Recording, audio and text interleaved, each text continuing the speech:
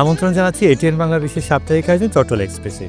সঙ্গে আছে আমি শামুন হোসেন। সুপ্রিয় দর্শক, আমাদের এই বিশেষ আয়োজনে আমন্ত্রিত অতিথি হয়ে উপস্থিত থাকেন চট্টগ্রামের সমাজ এবং রাষ্ট্রের সাথে সম্পৃক্ত বিশিষ্ট ব্যক্তি, যার মাধ্যমে আমরা জানতে চাই চট্টগ্রামের সমাজ এবং রাষ্ট্র অতীত, বর্তমান, আগামীর গতিপথ নানান দিক জানতে চাই। চট্টগ্রামকে নিয়ে কী ভাবনা তার, ব্যক্তি জীবনে অপ্রকাশিত বিভিন্ন ঘটনা ও সফলতা ব্যর্থতার কথা। সুপ্রিয় দর্শক, আপনারা সকলে জানেন এই চট্টল এক্সপ্রেসের মাধ্যমে আমরা আলোচনা করি চট্টগ্রামের উন্নয়ন সমস্যা এবং সম্ভাবনা নিয়ে। তার পাশাপাশি অলিগলি চায়ের দোকান থেকে কেন্দ্রস্থল পর্যন্ত যে আলোচনাটুকু হচ্ছে নির্বাচন, ২৬-এর নির্বাচন, ১২ই ফেব্রুয়ারির নির্বাচন, কেমন হতে যাচ্ছে নির্বাচন, কতটুকু চ্যালেঞ্জিং নির্বাচন হতে চলছে, কতটুকু উৎসবমুখর নির্বাচন হতে চলছে, চট্টগ্রাম নির্বাচন কতটা প্রস্তুত, চট্টগ্রামে যেসব রাজনৈতিক দল এখন নির্বাচনের মাঠে কাজ করছে তারা কতটা প্রস্তুতি নিয়ে কাজ করছে তা নিয়ে আজ আমরা ব্যাপক আলোচনা করব। বিশেষত বাংলাদেশ জাতীয়তাবাদী দল, অন্যতম একটা বাংলাদেশের অন্যতম রাজনৈতিক দল, এই দল রাষ্ট্র ক্ষমতায় ছিল এবং এই দলটা নিয়ে আছে আমরা কথা বলবো। তো আলোচনার আলোচক হিসেবে আমাদের স্টুডিওতে উপস্থিত হয়েছেন বাংলাদেশ জাতীয়তাবাদী দল বিএনপির আন্তর্জাতিক বিষয়ক উপকমিটির সম্মানিত সদস্য ইসরাফিল খসরু মাহমুদ চৌধুরী। আপনাকে স্বাগত আমাদের বিশেষ অনুষ্ঠানে। কেমন আছেন? আপনাকে ধন্যবাদ আজকে আমন্ত্রণ করার জন্য। অসংখ্য ধন্যবাদ। আমরা একটু নির্বাচন নিয়ে যে কথাটা শুরু করেছিলাম, নির্বাচন ২৬-এর নির্বাচন, ২৬ সালে অন্যান্য নির্বাচন থেকে একটু পার্থক্য হতে যাচ্ছে সরকার বলছে এরকম। এবং নির্বাচনের জন্য জনাব ইসরাফিল খসরু মাহমুদ, আপনি দেখেন যে যারা স্টেক হোল্ডার আছে নির্বাচন কমিশন থেকে শুরু করে তারা সকলেই বলছে যে একটা উৎসবমুখর নির্বাচন হতে চলছে। বিএনপি আসলে এটা নিয়ে কি ভাবছে? প্রথমত এক কথায় এই নির্বাচন নিয়ে আপনারা এখন কি চিন্তা ভাবনা করছেন, কি স্বপ্ন নিয়ে কাজের মাঠে কাজ করছেন, কি প্রস্তুতি আছে আপনাদের? দেখেন, যে নির্বাচনটা হতে যাচ্ছে এটা কিন্তু বহু আকাঙ্ক্ষিত নির্বাচন। গত ১৭ বছর বাংলাদেশের মানুষ কিন্তু ভোট দিতে পারে নাই। যে বাংলাদেশের জনগণ কিন্তু মুখিয়ে আছে ভোট দেওয়ার জন্য এবং দীর্ঘ ১৭ বছর পরে কিন্তু ফাইনালি জনগণের সরকার প্রতিষ্ঠা হবে নির্বাচনের মাধ্যমে, যেটার মাধ্যমে আমরা আবার গণতান্ত্রিক প্রক্রিয়া ফেরত যাব। আমরা কিন্তু এখন একটা উন্মুক্ত রাজনৈতিক পরিবেশে আছি, কিন্তু আমরা কিন্তু গণতান্ত্রিক প্রক্রিয়া এখনো ফেরত যাই নাই। এটা ডেমোক্রেটিক অর্ডার কিন্তু এখন রেস্টোরেশন হয় নাই, সেটা হবে নির্বাচনের মাধ্যমে। কাজেই জনগণের আকাঙ্ক্ষা খুব ক্লিয়ার, জনগণ ইজ ওয়েটিং আমরা কবে তারা তাদের মূল্যবান ভোটটা প্রয়োগ করবে। এবং বাংলা জাতীয়তাবাদী দল আপনি জানেন দীর্ঘ ১৭ বছর কিন্তু আমরা ফাইট করেছি জনগণের ভোটের অধিকারের জন্য। মাঠে ছিলাম, নির্যাতন নিপীড়নের শিকার হয়েছি এবং সেই বহু আকাঙ্ক্ষিত ভোট কিন্তু এখন দেখবেন তফসিল ঘোষণা হয়েছে, ফেব্রুয়ারি ১২ তারিখ একটা ডেট দেওয়া হয়েছে। আমরা আশা করি এই সময়ের মধ্যে নির্বাচন অনুষ্ঠিত হবে এবং জনগণের আকাঙ্ক্ষার প্রতিফলন ঘটবে। এই চট্টগ্রাম রাজনৈতিকভাবে আপনাদের বিএনপি কতটা শক্তিশালী অবস্থা আছে সাংগঠনিকভাবে? চট্টগ্রাম মহানগর বিএনপি স্পেশালি এবং চট্টগ্রাম বিএনপি যেন সবসময় শক্তিশালী ছিল এবং যেটা সবসময় বলা হতো চট্টগ্রাম মাটি বাংলাদেশ জাতীয়তাবাদী দলের ঘাঁটি, বিএনপির ঘাঁটি এবং এটা আসলেই বিএনপির ঘাঁটি। দেখেন এখানে আমাদের ইতিহাস দেখেন, শহীদ প্রেসিডেন্ট জিয়াউর রহমান এখান থেকে কিন্তু স্বাধীনতা ঘোষণা দিয়েছেন এবং উনি এখানেই শাহাদাত বরণ করেছেন। কাজেই চট্টগ্রামের সাথে কিন্তু বিএনপি ওতপ্রোতভাবে জড়িত এবং বাংলাদেশের চট্টগ্রামের মানুষের কিন্তু খুব একটা ইমোশনের জায়গা হলো বাংলা জাতীয়তাবাদী দল। কাজে এখানে সাংগঠনিকভাবে আমরা সবসময় শক্তিশালী ছিলাম, আছি, ভবিষ্যতেও থাকবো। এখন দেখেন ১৫ বছর যে আন্দোলন সংগ্রাম হয়েছে ফ্যাসিবাদী আওয়ামী লীগের বিরুদ্ধে, এখানে কিন্তু চট্টগ্রাম মহানগরের একটা বিশাল ভূমিকা ছিল কিন্তু, এবং যদি আমরা সাংগঠনিকভাবে শক্তিশালী না হতাম এটা কিন্তু করতে পারতাম না। কাজেই বিশাল ভূমিকা ছিল এবং ১৫ বছর কিন্তু দীর্ঘ আন্দোলনে চট্টগ্রাম মহানগর যে ভূমিকা রেখেছে এটা কিন্তু অনস্বীকার্য। এটা আমাদের সাংগঠনিক শক্তির কারণেই আমরা করতে পেরেছি এবং বর্তমানেও চট্টগ্রাম মহানগর কিন্তু ঐক্যবদ্ধ, চট্টগ্রাম ঐক্যবদ্ধ। গত ১৫ বছর একটা প্রতিকূল অবস্থায় আমরা ছিলাম, এটা কিন্তু নর্মাল টাইম ছিল না। তার মধ্যে কিন্তু আমাদের তখন মূল কাজটা কিন্তু সার্ভাইভ করা, টিকে থাকা, যেটা আমরা করতে সক্ষম হয়েছি। সাংগঠনিকভাবে কিন্তু আমরা যে শক্তিশালী এটা প্রমাণিত ১৫ বছর যে আমরা টিকে আছি এবং আওয়ামী লীগ এখানে কোনো কাজ করে নাই আমাদেরকে নির্মূল করার জন্য, কিন্তু করতে সক্ষম হয় নাই, বরঞ্চ আওয়ামী লীগ নিজেরাই ধ্বংস হয়ে গেছে। আমাদের এখন যেটা বলছি রাজনৈতিক প্রেক্ষাপটটা চেঞ্জ হয়েছে। গত ১৪-১৫ মাস কিন্তু আমরা একটা উন্মুক্ত পরিবেশে কাজ করতে পারছি। এখন আমরা গুছাচ্ছি, কিন্তু আমাদের জনসমর্থন আছে, আমাদের সাংগঠনিক যে স্ট্রেংথটা এটা কিন্তু আমরা ১৫ বছর প্রমাণ করেছি। হ্যাঁ, এখন কিছু স্ট্রাকচারাল চেঞ্জ, কিছু সাংগঠনিক চেঞ্জেস আসবে। আমরা সবকিছু অলওয়েজ রুম ফর ইমপ্রুভমেন্ট। আপনি যে এক জায়গায় থামবেন না, রাজনৈতিক দল বলেন যাই বলেন সবকিছু একটা স্পেস থেকে ইমপ্রুভ। হ্যাঁ, আমরা আরো ইমপ্রুভ করতে পারি এবং আমরা সেদিকেই কাজ করছি, আমরা ইমপ্রুভের দিকেই যাচ্ছি। কিন্তু যেটা আমাদের এখন মূল কাজ আছে জনসম্পৃক্তি বাড়ানো, যেটা আমরা প্রতিদিন কিন্তু আমরা মাঠ লেভেলে কাজ করছি। আপনারা জানেন যে অনেক ক্ষেত্রে গুম হয়েছেন, গুম তো আছেই। আমি এমন ঘটনা আছে যে একজন পরিবার তার মা মারা গেছেন, জেল কাছাতে যাচ্ছে, মায়ের জানাজা আসতে পারেন না, সন্তান হয়েছে ঘরে আসতে পারেন না, এরকম অসংখ্য ঘটনা আছে। তো এত কিছুর মধ্যে তো বিএনপি সার্ভাইভ করেছে। সো ওই সময়টা যে অবস্থাটা ছিল এখন তো একটা ভিন্ন প্রেক্ষাপট। কাজে এখন আমরা গুছিয়ে কাজ করছি এবং আমাদের ৩১ জন ঘরে ঘরে নিয়ে যাচ্ছি। আপনার কি মনে হয় না বিএনপি আসলে পুরোটা চ্যালেঞ্জিং এর মধ্যে একদিকে জামায়াত ইসলামী একটা চ্যালেঞ্জ, একদিকে অন্যদিকে একটা এনসিপি যে আ এত বড় গণঅভ্যুত্থানের সামনের সারিতে ছিল তাদের নেতৃত্বে যে এনসিপি, একদিকে এনসিপি একদিকে জাতীয় জামায়াত ইসলাম। পু এ বিএনপি পুরোটাই চ্যালেঞ্জের মুখোমুখি এরকম কি মনে হচ্ছে কি আসলে? রাজনীতিতে প্রতিযোগিতা থাকবে।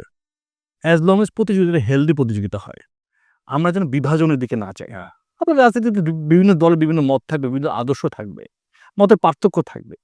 মূল জিনিসটা হচ্ছে দেখার বিষয়টা আমরা মতের পার্থক্যকে সম্মান করছি কিনা। তো সেটা তো হচ্ছে।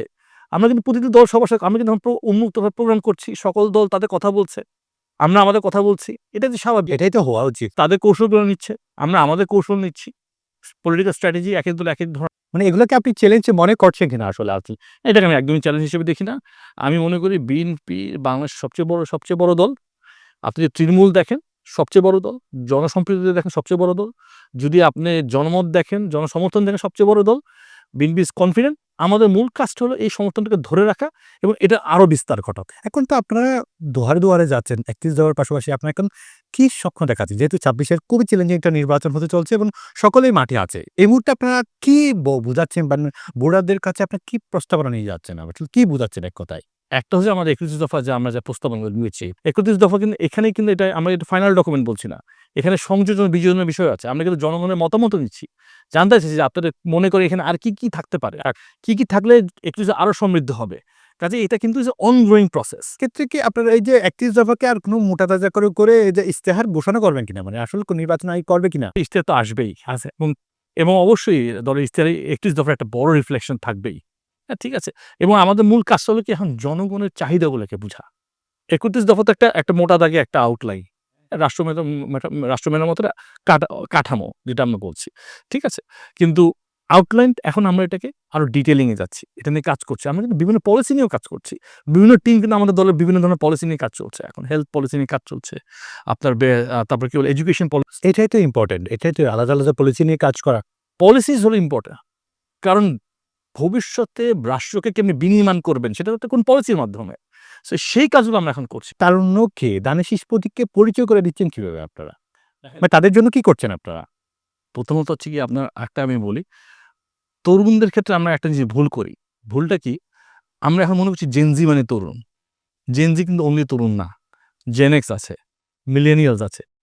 সো অনেকগুলো জেনারেশন। ২০১৪ সালে যারা ভোটার হয়েছেন প্রথম তারা কিন্তু জেনজি নয়। তারা কিন্তু ভোট দিতে পারে নাই। ২০১৮ সালে অনেকে যারা ভোটার হয়েছে তারা সবাই জেনজি নয়। হ্যাঁ? ২০২৪ সালে যারা ভোটার তারা বেশিরভাগ জেনজি আপনি বলতে পারেন।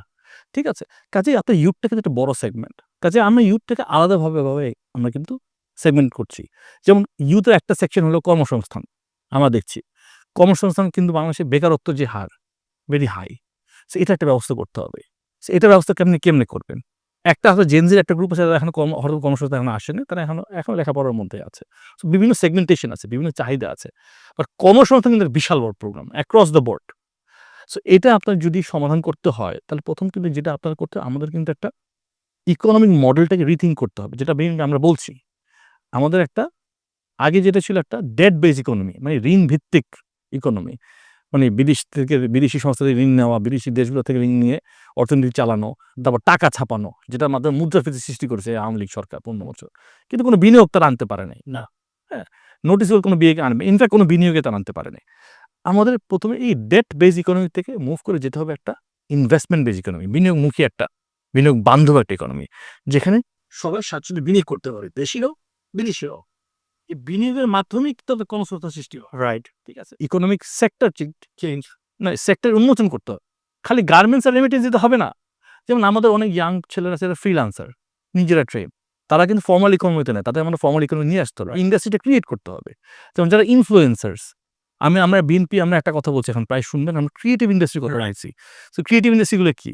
আমাদের মিউজিশিয়ানস, আমাদের এন্টারটেইনার্স, আমাদের যারা আর্টিজানস, হ্যাঁ? আমাদের যে কুটির শিল্প যেগুলো আছে এগুলো কিন্তু আমাদের অ্যাসেট। এগুলোকে আমার ইন্ডাস্ট্রিতে রূপান্তর করতে হবে। ভ্যালু এডিশন ক্রিয়েট করতে না এগুলো তো আগে চিন্তা কখনো করা হয় না। আমরা তো রেমিটেন্স এবং গার্মেন্টস নিয়েছিলাম একটা সময় ধরে।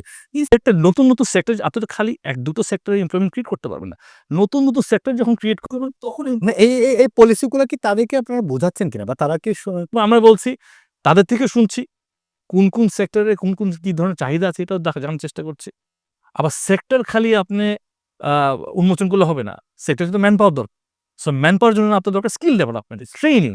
সো ওই ট্রেনিং আবার আপনার একটা বিনিয়োগমুখী যদি আপনি আবার ইনভেস্টমেন্ট বেস ইকোনমিতে যান, তখন কিন্তু ইনভেস্টমেন্ট হবে ট্রেনিংয়েও।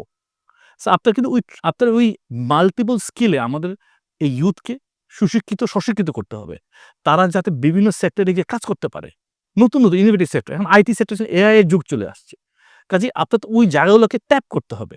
ট্যাপ করতে হলে আপনার ওই সেক্টরগুলোকে আপনার প্রায়োরিটি দিতে হবে।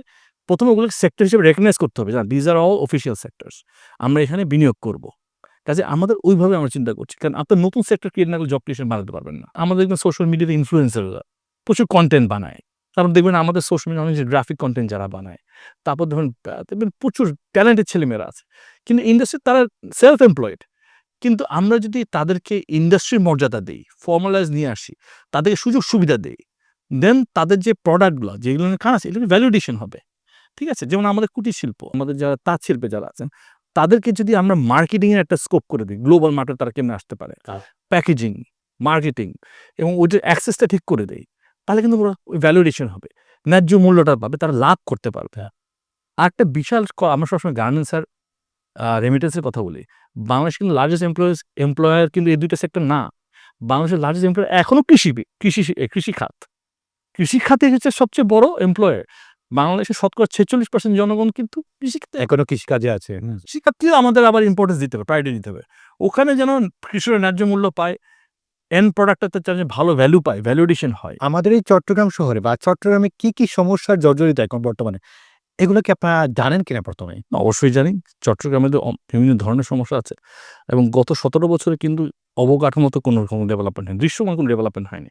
কিছু ফ্লাইওভার টাওয়ার আমরা দেখছি, this is all optical visible, but গুণগত কিন্তু কোনো রকম আপনার উন্নয়ন এখানে হয় নাই। আপনি যদি দেখেন, আমি এলাকায় যাই, প্রতিটি ওয়ার্ডে যাই, রাস্তাঘাটের অবস্থা ভিতরে খুব খারাপ, ড্রেনেজ অবস্থা খারাপ, সুয়েজের অবস্থা খুবই খারাপ। কিছু ওয়ার্ডে এখন ওয়াসার পানিই পৌঁছে নেই। না। দিস ইজ একটা শহরের একটা কিছু ওয়ার্ডে যখন পানি নাই, এটা কিন্তু অবিশ্বাস্য বিষয়। ঠিক আছে, কাজে এরকম অনেক বিষয় আছে এবং প্রত্যেকটা কিন্তু ইম্পর্টেন্ট। চট্টগ্রামে যানজট একটা বিশাল সমস্যা, জলবদ্ধতার সমস্যা ছিল, কিন্তু জলবদ্ধতার সমস্যা আমি দেখছি গত 1 বছরে অনেকটা নিরসন হয়েছে। এখানে আমি ক্রেডিট দেবো আমাদের চট্টগ্রামের মেয়র। উনি কিন্তু কষ্ট করে এটা অনেক ক্ষেত্রে নিরসন করতে সক্ষম হয়েছেন। পুরোপুরি তো সম্ভব না এত কম সময়ের মধ্যে, কিন্তু কিছুটা হলে এটা নিরসনের উনি পাশাপাশি ৪ জন ইন্টারিম গভর্নমেন্টের ৪ জন উপদেষ্টা বারবার কাজ করেছিলেন এখানে চট্টগ্রামে এসেছে। উনারা কাজ করেছেন, দেখ ভালো করেছেন এবং মাননীয় মেয়র তো কাজ করেছেন অনেক ভালো। পাশাপাশি বিভাগীয় কমিশন সহ। আর কি সমস্যা আপনি দেখতে পাবেন? তারপর এইগুলোর সমাধান কি প্ল্যান আছে সেটা বলবেন। বাট কি সমস্যা আপনার চোখে দেখছেন বা আপনারা ভাবছেন? না দেখেন, এগুলো আছে, জলবদ্ধতার একটা সমস্যা আছে। এটা এটা লং টার্মে আপনার নিরসনতে সময় লাগবে। সুইচের ইস্যু আছে, অবকাঠামোগত সমস্যা কিছু আছে, রাস্তাঘাটগুলোর অবস্থা খুবই খারাপ বিভিন্ন জায়গায়। যানজট একটা বিশাল সমস্যা। এটা আপনার অনেক ক্ষেত্রে কিন্তু একটা নিরসনের একটা প্রয়োজনীয়তা আছে। কর্মকাণ্ড ধ্বংস হচ্ছে কিন্তু, হ্যাঁ।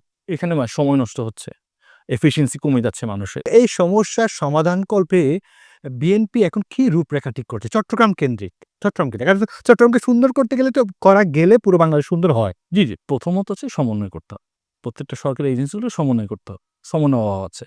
ঠিক আছে? এটা আপনার করতে হবে। এটা সময়ের বিষয় আছে। বাট আপনি যদি পলিটিক্যাল আমরা প্রায় ইতিপূর্বে এটা দেখেছি কিন্তু একটার সাথে চসিকের যে সিডিএর কোনো সমন্বয় নাই। এরকম কোনো আমরা দেখেছি যা কিন্তু সরকারই চালায় উন্নয়ন সংস্থাগুলা। মূল ইস্যু হলো কি, সরকার আ এ যেই সরকার আসুক, প্রথম কাজটা হবে হচ্ছে কি এজেন্সিগুলোকে আপনারা কি করবেন সেটা আপনারা কি সমন্বয়ের মাধ্যমে কাজগুলো করতে হবে এবং প্রথমত জনগণের চাহিদাগুলো বুঝতে হবে। আসলে প্রায়োরিটিজ কোনগুলা? এটা বোঝার আমরা চেষ্টা করছি। এখন এই কাজটা চলমান। এটা আমি বোঝার চেষ্টা করি প্রতিটি ওয়ার্ডে গিয়ে। বাট প্রবলেম কি, একেকটা এলাকায় একেক ধরনের সমস্যা আছে। কাজেই প্রায়োরিটিজ ডিফার। আমি যদি অন্য একটা ওয়ার্ডে যাই, ওখানে দেখব পানির সমস্যার প্রায়োরিটি বেশি পাচ্ছে। আরেকটা জায়গায় গেলে আমি দেখব যে রাস্তাঘাটের অবকাঠামোর যে অবস্থা, এটার প্রায়োরিটি বেশি। অনেক যেমন ওয়ার্ডে নিরাপত্তার সমস্যা আছে। অনেক ওয়ার্ডে মাদকের সমস্যা আছে। কাজেই প্রায়োরিটিজ উইল ভ্যারি। এখন আমাদের কাজ হচ্ছে আইডেন্টিফাই করা, কাজ করা। যেমন বন্দরের ক্ষেত্রে আপনি বন্দরের কথা বলছেন। বন্দরের এফিসিয়েন্সি কিন্তু বাংলাদেশকে ডিকটেট করে। বন্দর যত বেশি এফিশিয়েন্ট হবে, ইকোনমি তত বেশি থ্রাইভ করবে। ঠিক আছে? বাংলাদেশের বন্দর তো খালি চট্টগ্রামের সম্পদ না, পুরো বাংলাদেশের সম্পদ। ঠিক আছে? এবং বন্দরকে রাখতে হবে রাজনীতির ঊর্ধ্বে। এটা আমি আমার ব্যক্তিগত মতামত। ঠিক আছে? বন্দর যেন বন্দরের মতো ফাংশন করতে পারে। ঠিক আছে? এটা হচ্ছে আমার ব্যক্তিগত মতামত। কাজেই এবং যেহেতু চট্টগ্রাম ইকোনমি অনেকটা বন্দর কেন্দ্রিক, ঠিক আছে? বন্দর যত ভালো চলবে, চট্টগ্রাম চট্টগ্রামের স্বাস্থ্য তত ভালো হবে। যদি আপনার সরকার গঠন করেন, ২৬ নির্বাচন আপনার যদি সরকার গঠন, আগামী ৫ বছর পর চট্টগ্রাম কি হইতে পারে বা কি চালানোর রুটটা কিরকম হইতে পারে? প্রথমত হচ্ছে গিয়ে চট্টগ্রামকে সত্যিকার অর্থে একটা বাণিজ্যিক রাজধানী বানাতে হবে। খালি মুখে বললে হবে না। সেক্ষেত্রে কিছু অবকাঠামোগত উন্নয়ন দরকার এবং আরেকটা জিনিস হলো কি এখানে আপনার ছোট যে সমস্যাগুলো যেমন জলাবদ্ধতার সমস্যা কিন্তু নিরসন করতে হবে। এটা কিন্তু একটা one of the key priorities যেটা আমি মনে করি। আরেকটা ইস্যু হলো গিয়ে আপনার আ অবকাঠামো ভিতরের দিকে। খালি আপনার ওই ফ্লাইওভার না। প্রতিটি ওয়ার্ডে দেখবেন ছোট যে রাস্তাঘাটগুলোর অবস্থা বেশি ভালো না। সুইচ অবস্থা খারাপ। আপনি এখানে মানুষের স্বাস্থ্য এটার সাথে জড়িত। কাজে এই পার্টটা একটা চিটাগংকে একটা সেফ এবং কি বলবো গ্রিন সিটি যেটা আমাদের মেয়র মহোদয় প্রায় বলেন। কিন্তু ওটা হ্যাঁ, এটা আছে। কিন্তু এই ক্ষেত্রে কিন্তু সকলের আমাদের সহযোগিতা দরকার। আ একটা দল অথবা সরকার খালি করতে পারবে না। প্রতি স্টেক হোল্ডারকে নিয়ে কিন্তু আপনার কাজ করতে হবে। তো মূল কাজটা হবে একটা সমন্বয় করে সকল এজেন্সি সমন্বয় করে আগানো। তবে হ্যাঁ, আপনি কি একদিনে করতে পারেন, একদিন আপনি করতে পারবেন না। আপনার কিছুটা সময় লাগবে এবং রেগুলার আপনার কিছু দীর্ঘমেয়াদী প্ল্যান থাকবে, কিছু শর্ট টার্ম প্ল্যান থাকবে, কিছু লং টার্ম প্ল্যান থাকবে। এগুলোকে আমাদের ধরে আগাতে হবে। কিশোয়ান পাস্তা ইয়াম্মি কিশোয়ান পাস্তা আজ হবে সবার ফেভারিট নাস্তা কিশোয়ান পাস্তা প্রতিদিন চাই হেলদি টেস্টি মজা করে খাই Kishwan pasta macaroni It's tasty, fantastic and yummy মায়েদের আস্থা Kishwan pasta Kishwan muffin cake হইচই মাতামাতি করি সবে কারাকারি কিশোয়ান মাফিন কেক উল্লাসে আনন্দে লোকজনে খেলাতে কিশোয়ান মাফিন কেক আমি মজা কেকের রাজা কিশোয়ান মাফিন কেক খাও মাস্তিতে হারিয়ে যাও কিশোয়ান muffin Spell magic. MAGIC magic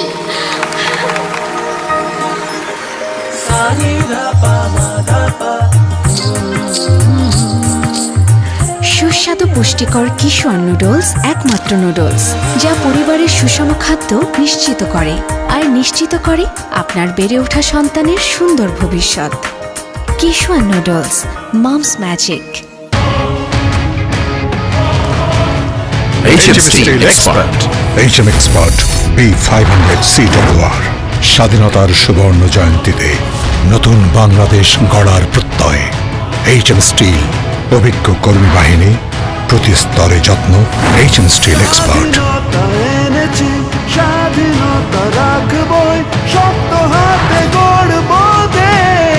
দৃঢ় মজবুত শক্তিতে অটুট HM Steel পুরো চট্টগ্রাম শহরে আমরা মানে অবৈধভাবে ট্রাফিক মানে রাস্তাঘাটের মধ্যে গাড়ি রেখে দেয় বা দখল করে রাখে। তো এই সমস্যা কিন্তু ব্যাপক আকার দেখা যায়। ওটার কারণে কিন্তু যানজট হচ্ছে। তো এগুলা নিয়ে আপনারা মানে কাজ করছেন কিনা এক কথায়? আমরা তো রাষ্ট্র ক্ষমতায় নাই, রাষ্ট্র পরিচালনার দায়িত্বে নেই। আমরা অ্যাট দিস পয়েন্ট কি করতে পারি, প্রতিটি ওয়ার্ডে এই সমস্যাগুলো দেখতে পারি এবং এটা আইডেন্টিফাই করতে পারি। যেমন আপনি যে কথাটা বললেন, এটা কিন্তু জনসচেতনার অভাব আছে কিন্তু। জনজনকে সচেতন করা গেলে এটা মূল কাজ এখানে। সরকার কিন্তু সব কাজ করতে পারবে না। পাবলিক যদি অ্যাওয়ার না হয়, ফর এক্সাম্পল আমি আমাদের চট্টগ্রাম ১১ নির্বাচন এলাকায় ২টো খালের কাজ আমরা নিজেরা নিজ উদ্যোগে চট্টগ্রাম সিটি কর্পোরেশনের কিন্তু সহযোগিতা নিয়ে ২টো খাল আমরা অবমুক্ত করেছি। কিন্তু জিনিসটা হলো খালগুলো কিন্তু ভরে যাচ্ছে যখন মানুষ ওখানে ময়লা ফেলছে রেগুলারলি। কাজে ওই অ্যাওয়ারনেসটা আপনার ক্রিয়েট করতে হবে যে ভাই না এখানে ময়লা ফেলবেন না। খালগুলো ময়লা ফেলার জন্য নির্দিষ্ট জায়গা আছে। তো এগুলো বুঝানো কিন্তু একটা পার্ট। অনেক ক্ষেত্রে যখন আমি এলাকায় যাই আমি কিন্তু মানুষের সাথে এখানে কথা বলি যে ভাই ময়লাটা এখানে কেন ফেলছেন? ময়লাটা আপনারা ওখানে নির্দিষ্ট জায়গায় ফেলেন। এগুলো আমরা বলি। কাজে জনসচেতনতা ক্রিয়েট করা কিন্তু একটা বিশাল বড় একটা পার্ট। কাজে এভাবে কাজ করাটা মানে ধরেন আমরা তো রাষ্ট্র পরিচালনার দায়িত্ব নেই। আমরা যেটা করতে পারি এখন বিভিন্ন ওয়ার্ডে গিয়ে মানুষের কথাগুলো শুনতে পারি। যেখানে সম্ভব তাদেরকে কিছু সলিউশন দেওয়ার চেষ্টা করতে পারি। সো এটা হচ্ছে আমরা এখন করছি। ঠিক আছে? ভবিষ্যতে যদি ইনশাআল্লাহ আমরা যদি রাষ্ট্র পরিচালনার দায়িত্ব পাই তাহলে হয়তো লার্জ স্কেলে অনেক কাজ আমরা করতে পারবো। কিন্তু চিটাগংয়ের সমস্যা কিন্তু অনেক। কাজে আমাদের প্রথম জিনিসটা কোথায় প্রায়োরিটাইজ করতে হবে যে কোন কোন সমস্যাগুলো সবচেয়ে বেশি প্রায়োরিটি দেওয়া উচিত, এবং ওই সমস্যাগুলো সমাধানের জন্য কিন্তু প্রত্যেকটি সরকারি এজেন্সিগুলোকে আমাদের সমন্বয় করতে হবে। সমন্বয় না করলে কিন্তু আপনারা আবার সমাধান করতে পারবেন না। আমাদের আসলে দেশীয় কিছু সংকটের মধ্যে অন্যতম সংকট কিন্তু রোহিঙ্গা সংকট। এটা নিয়ে আ শেখ হাসিনা তো বারবার অনেক বক্তব্য দিয়েছিলেন, অনেক কথা বলেছিলেন। আসলে কার্যতভাবে এই সংকট সমাধান করতে পারে নাই। এখন ইন্টারিম গভর্নমেন্টও আমরা দেখলাম যে শুরু অবধি থেকেই এই সংকট নিয়ে কাজ করেছে, কথা বলেছে। জাতিসংঘের মহাসচিব এই সংকট দেখার জন্য, সচক্ষে দেখার জন্য এসেছে এবং যেখানে রোহিঙ্গারা আছে তাদেরকে দেখেছে। আমাদের প্রধান উপদেষ্টা মদন নিয়ে আসছিলেন আরকি। তারপরেও কিন্তু এই সংকটটা সংকটের মধ্যে আছে।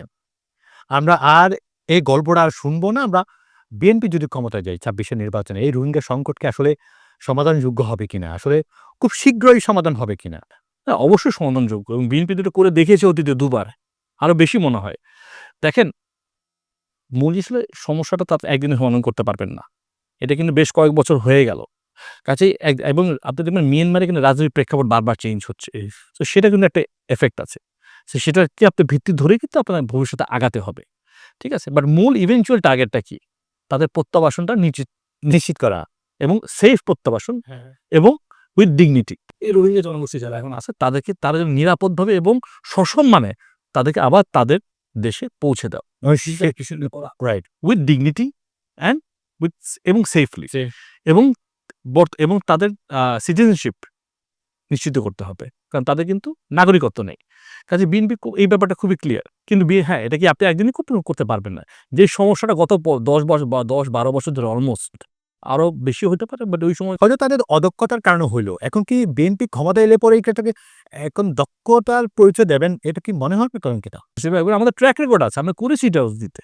ঠিক আছে? এবং যেহেতু সমস্যাটা গত এটা কি আপনাদের ইশতেহারে থাকতে পারে কিনা এই রোহিঙ্গা সংকট নিয়ে কথাটা? বা না আছে, আমরা তো বলেছি যে আমাদের মূল টার্গেটটা হবে safe and dignified repatriation of the Rohingya people to their country. তাদের তো তাদের নিজেদের দেশে প্রত্যাবাসন তো করতেই হবে। তারাও চায় এটা। আমরা যতবারই তাদের সাথে কথা বলার চেষ্টা করি তারা চায় এটাই। এবং কিন্তু সেটা আপনার করতে হবে রিয়ালিটির ভিত্তিতে। কারণ মিয়ানমারের রাজনৈতিক প্রেক্ষাপটগুলো চেঞ্জ হচ্ছে। কাজে এটা আপনার মাথায় রাখতে হবে। ওটার ভিত্তিতে ধরেই কিন্তু বিভিন্ন আপনার স্ট্র্যাটেজি নিয়েই আগাতে হবে। বিএনপির সেলগুলো বা আপনারা যারা আছেন তারা কাজ করছেন কিনা? আমরা কাজ করছি। অবশ্যই আমরা কাজ করছি। আমরা বোঝার চেষ্টা করছি, জানার চেষ্টা করছি। বিভিন্ন স্টেক হোল্ডারের সঙ্গে কথা বলছি। সমস্যাগুলো জানার চেষ্টা করছি। একটু গবেষণা করে কি বোঝা যায়? আসলে এটা সমাধান হবে তো? অবশ্যই তাদেরকে পৌঁছানো যাবে। সমস্যার সমাধান তো হতেই হবে। ঠিক আছে? এটা একটা বিশাল জনগোষ্ঠী এখন বাংলাদেশে যারা আছে। অবশ্যই তাদেরকে আপনার প্রত্যাবাসনের ব্যবস্থা করতে হবে। যেসব শক্তিধর দেশের সম্পর্কে আমরা জানি, যেমন কি যুক্তরাষ্ট্র, চীন, রাশিয়া, আমাদের আছে আমাদের দেশের সাথে লাগানো আছে ভারত। তাদের সাথে বিএনপির সম্পর্কটা এখন কিরকম? বিএনপির পড়াশোনা ইজ ভেরি সিম্পল। যেটা আমরা এখন ৩ টা ওয়ার্ডে বলি। সবার আগে বাংলাদেশ। সবার আগে বাংলাদেশে স্বাধীনতা সার্বভৌমত্ব রক্ষা করা হলো আমাদের মূল ফাউন্ডেশন। হলো গিয়ে মূল principal of our foreign policy. আমরা সকলের সাথে আমাদের বন্ধুত্ব সম্পর্ক থাকবে অ্যাজ লং এজ বাংলাদেশের ইন্টারেস্ট ইজ প্রিজার্ভড, এবং সকলের সাথে আমাদের সম্পর্ক হবে সমতার ভিত্তিতে, ন্যায্যতার ভিত্তিতে। এটা হলো মূল কথা। ঠিক আছে? এবং আমাদের এখানে মূল কাজটা বাংলাদেশের স্বার্থকে রক্ষা করা এনি কস্ট, বি ইট ইকোনমিক, বি ইট পলিটিক্যাল। হ্যাঁ, এটা একটা বায়োল্যাটারাল হোক, মাল্টিল্যাটারাল হোক, বহুপাক্ষিক অথবা দ্বিপাক্ষিক হোক, যে সম্পর্কগুলো হবে এটা হবে সমতা এবং ন্যায্যতার ভিত্তিতে। অ্যাজ লং এজ এই প্রিন্সিপাল আমরা ফলো করি, আমাদের বেসিক্যালি কোনো দেশের সাথে কোনো রকম বিরোধ থাকবে না, থাকার কথাও না। আমাদের কথা হলো বাংলাদেশকে ইকোনমিক্যালি সামনে নেওয়ার জন্য এবং বাংলাদেশের সার্বভৌমত্বকে প্রিজার্ভ রাখার জন্য যেই কাজগুলো আমাদের করতে হবে সেই কাজগুলো আমরা করব। পরাশক্তির কথা বলেছিলাম। তাদের সাথে আপনাদের সুসম্পর্কটা কিরকম হয়? আপনারা তো বিভিন্ন সময় যান, তারাও আসে আপনাদের সাথে কথা বলার জন্য। একটু সুসম্পর্কটা কিরকম আছে আপনাদের সাথে? সুসম্পর্ক থাকবে, হ্যাঁ, যদি সম্পর্কটা হয় ন্যায্যতার ভিত্তিতে, যেটা বললাম। হ্যাঁ। একটা সরকারের যদি বৈধতা না থাকে, ঠিক আছে, সে অবসম্ভাবীভাবে একটা নতজানু পররাষ্ট্রনীতি নিবে। একটি নির্বাচিত সরকার কখনো এই কাজটা করবে না, কারণ সে জনগণের ম্যান্ডেট নিয়ে এসেছে। বাংলার জাতীয়তাবাদী দল যদি ক্ষমতায় আসে জনগণের ম্যান্ডেট নিয়ে আসবে। কাজে জনগণ যা চাইবে সেটাই হবে, তার বাইরে কোনো কিছু হওয়ার কোনো স্কোপ নেই। চট্টগ্রামে ৪টি আসন আছে চট্টগ্রাম শহরে। খুবই গুরুত্বপূর্ণ আসন কিন্তু। জয়ের ব্যাপারে আপনার কতটুকু আশাবাদী এই ৪টি আসনে? দেখেন, জয়ের ব্যাপারে আমরা সবসময় আশাবাদী। বিএনপি আমাদের তৃণমূলের যে প্রেজেন্স এবং পুরো বাংলাদেশে আমাদের বিস্তার আছে, বিএনপি এখনো বাংলাদেশের বর্তমানে বাংলাদেশের সবচেয়ে বড় দল, এবং সবসময় বড় দলই ছিল, সবচেয়ে বড় দল বিএনপিই ছিল। আমরা কিন্তু মাঠে কাজ করছি কিন্তু অনেকদিন ধরেই, হ্যাঁ? খালি প্রার্থিতা ডিক্লেয়ার করা তো সবকিছু না। আমার নেতাকর্মী কিন্তু মাঠে কাজ করছে অনেকদিন ধরেই, অনেক আগে থেকে মাত্র। এবং আমরা এই কিন্তু যেটা বললাম, প্রতি ওয়ার্ডে পাড়া মহলে আমাদের কাজ চলছে আজকে অনেক বছর ধরেই। কাজেই আমাদের প্রিপারেশন সবসময় আছে। এবং যেটা বললাম বিএনপি নির্বাচনমুখী দল, নির্বাচনে আমরা সর্বদাই প্রস্তুত, ঠিক আছে? এবং দল প্রার্থী দেবে একজনকে, এবং কিন্তু আমাদের সকলের দায়িত্ব হচ্ছে ধানের শীষকে পাস করানো, ঠিক আছে? কাজে ধানের শীষ নিয়ে কাজ কিন্তু আমরা অনেক আগে থেকেই করছি। মূল কাজটা হলো গিয়ে ঘরে ঘরে যাওয়া, ধানের শীষকে নিয়ে যাওয়া এবং ৩১ দফাটা ঘরে ঘরে পৌঁছে দেওয়া, যেটা কিন্তু আমরা বিগত ২-৩ বছর করতে পারি নাই। আমরা ৫ আগস্টের পরবর্তী প্রেক্ষাপটেই কিন্তু এখন ৩১ দফার মানুষের ঘরে ঘরে যাচ্ছি। আবার ৩১ দফার মধ্যে কি যেটা কিছু আগে বললাম, কি আমরা আর আনতে পারি, আরো কিভাবে সমৃদ্ধ করতে পারি ৩১ দফাকে, আমাদের ম্যানিফেস্টোকে আরো কিভাবে সমৃদ্ধ করতে পারি, এবার সেপারেট পলিসিস যেগুলো নিয়ে আমরা কাজ করছি, এগুলোকে কিভাবে সমৃদ্ধ করতে, এটা নিয়ে আমরা কাজ করছি। চট্টগ্রাম ১১ আসন নিয়ে আপনার কি চিন্তা ভাবনা? আসলে যেহেতু ১১ আসনে বিভিন্ন অঞ্চলে আপনি যাচ্ছেন, কাজ করছেন, ১০এও কাজ করছেন, আপনার বাবার আসন নিয়ে কাজ করছেন। না, আমি তো জেনারেলি কাজ করে যাচ্ছি আজকে অনেক বছর। মাঠে কাজ করে যাচ্ছি, আপনারা জানেন। চট্টগ্রামকে নিয়ে অনেক স্বপ্ন। আমি চট্টগ্রামের সন্তান। ১ম তো আমি চট্টগ্রাম নিয়ে স্বপ্ন দেখব, তারপর দেখব দেশকে নিয়ে স্বপ্ন। আমরা শুরু করব ছোট করে, তারপর স্বপ্নটা আরো বড় হবে। ঠিক আছে? সো চট্টগ্রাম নিয়ে অনেক স্বপ্ন আছে। একটা জিনিস যেটা বললাম, চট্টগ্রাম মূল স্বপ্ন হচ্ছে চট্টগ্রাম আমরা সবসময় যেটা মুখে বলি বাণিজ্যিক রাজধানী, আসলে আদতেই একটা বাণিজ্যিক রাজধানী হিসেবে আপনাকে চট্টগ্রাম কিন্তু প্রতিষ্ঠিত করতে হবে। সেখানে অবকাঠামোর উন্নয়ন লাগবে। আবার নতুন ইন্ডাস্ট্রিজ আসতে হবে চট্টগ্রামে। ঠিক আছে? খালি ম্যানুফ্যাকচারিং না। চট্টগ্রামে প্রচুর ট্যালেন্টেড ইয়াং ছেলেমেয়েরা আছে। ইয়াং মিউজিশিয়ান আছে, ইনফ্লুয়েন্সার আছে, ফ্রিল্যান্সার আছে, আইটি সেক্টর অনেক আছে, যারা নিজ উদ্যোগে কিন্তু কাজ করে যাচ্ছে, সাপোর্ট পাচ্ছে না। তো তাদেরকে আমাদের সাপোর্ট দিতে হবে। এই নতুন ইন্ডাস্ট্রি চিন্তা করতে হবে। ঠিক আছে? সো মূল সত্যটা হলো সেটা নেই। চট্টগ্রাম একটা আধুনিক শহর, একটা মডেল শহর, যা সকলে দেখেন চট্টগ্রামের মতো শহর হওয়া উচিত। এরকম একটা চিন্তাভাবনা। ঠিক আছে?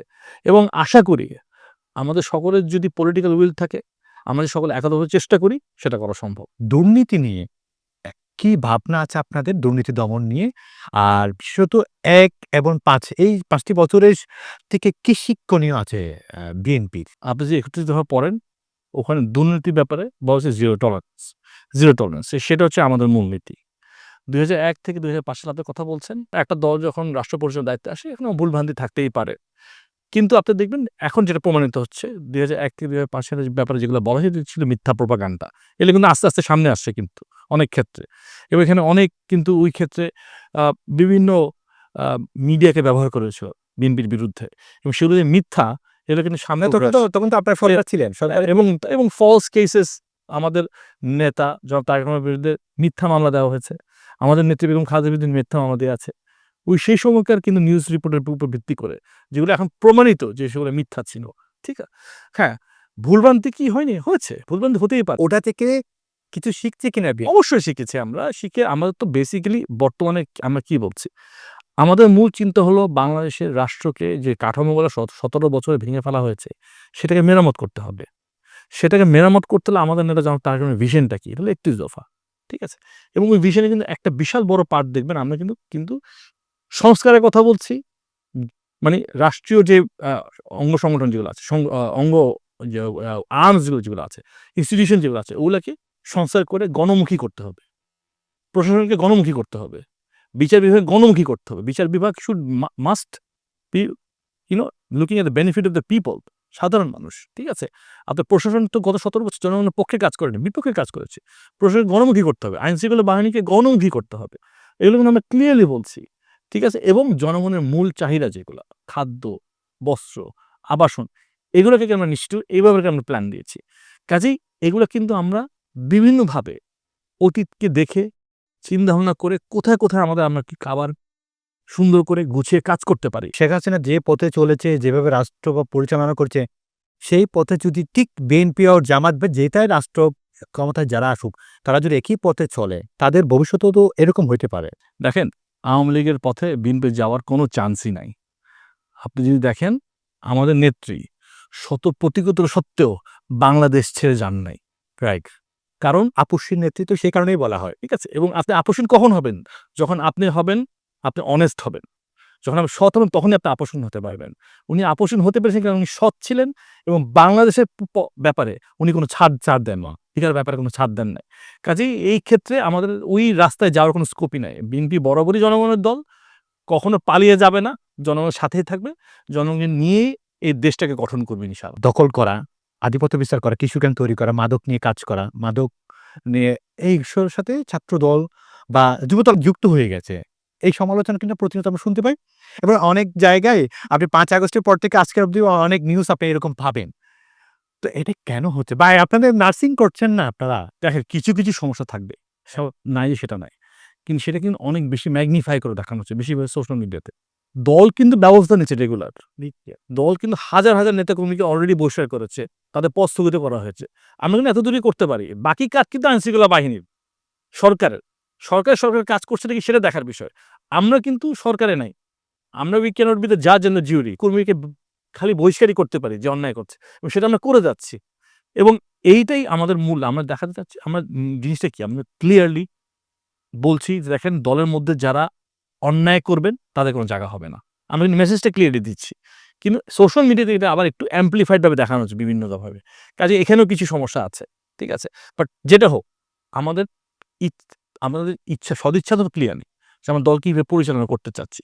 মানে আপনারা এরকম মেসেজ দিচ্ছেন কিনা যারা এখন মাঠে কাজ করছে বা রাজনীতিতে আসছে বা কাজ করছে তাদেরকে এরকম মেসেজ দিচ্ছেন কিনা? বা আপনার সঠিকভাবে চলেন, দেশের জন্য কাজ করেন?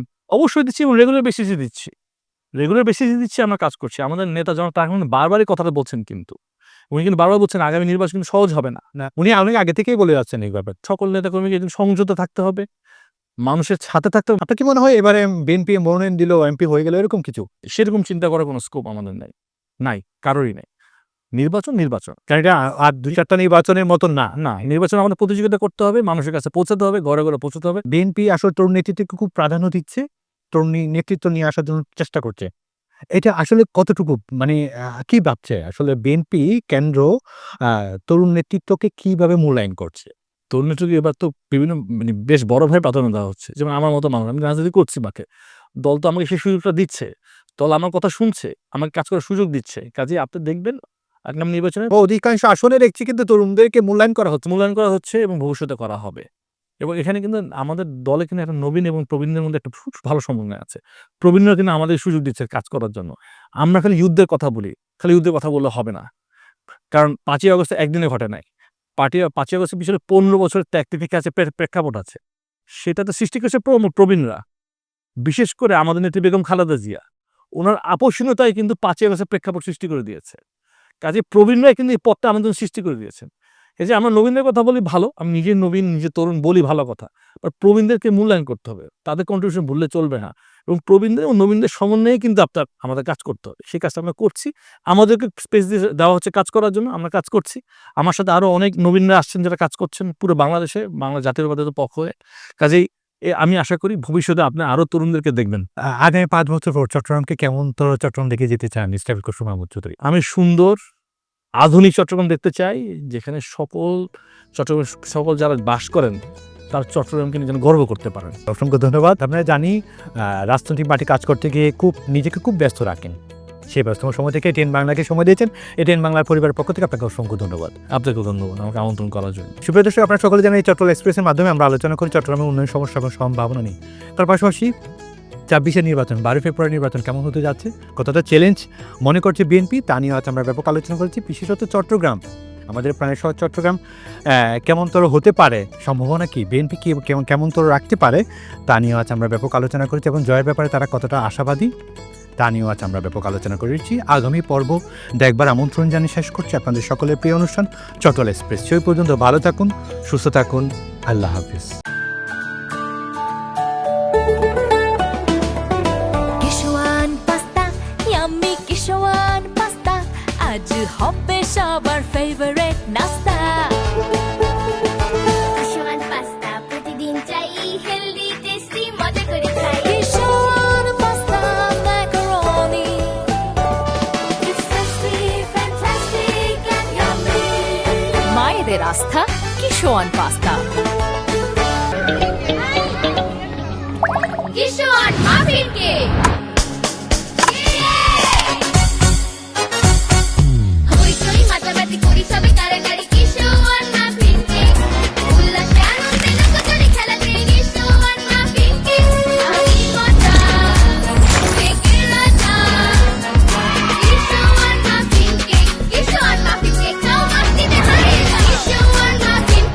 ম্যাজিক।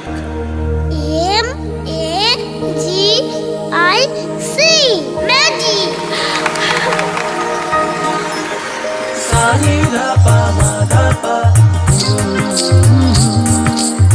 সুস্বাদু পুষ্টিকর কিশোর নুডলস একমাত্র নুডলস যা পরিবারের সুষম খাদ্য নিশ্চিত করে আর নিশ্চিত করে আপনার বেড়ে ওঠা সন্তানের সুন্দর ভবিষ্যৎ।